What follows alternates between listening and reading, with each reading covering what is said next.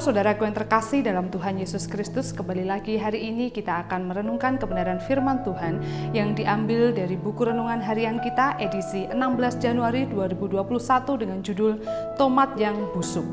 Ayat perenungan firman Tuhan diambil dari Ibrani 12 ayat 1-2. Marilah kita menanggalkan semua beban dan dosa yang begitu merintangi kita.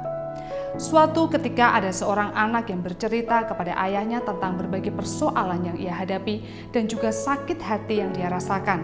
Dia bertekad tidak akan pernah memaafkan orang-orang yang menyakitinya.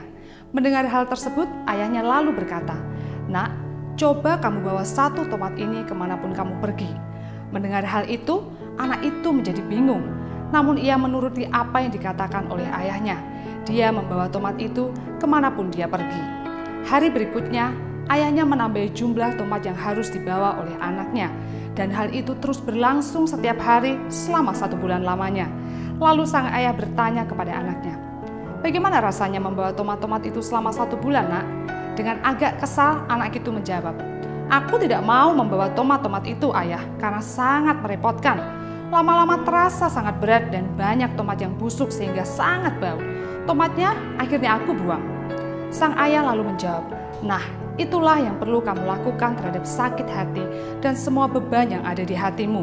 Janganlah kamu bawa kemana-mana setiap hari, karena semua akan membusuk dan menjadi sampah di hatimu.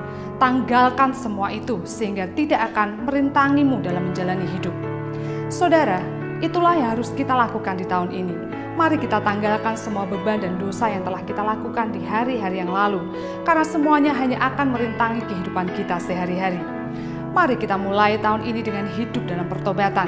Kita tanggalkan semua kemarahan, persinahan, kebohongan, kekecewaan, kesombongan, keangkuhan, iri hati, dan semua dosa-dosa yang merintangi kita.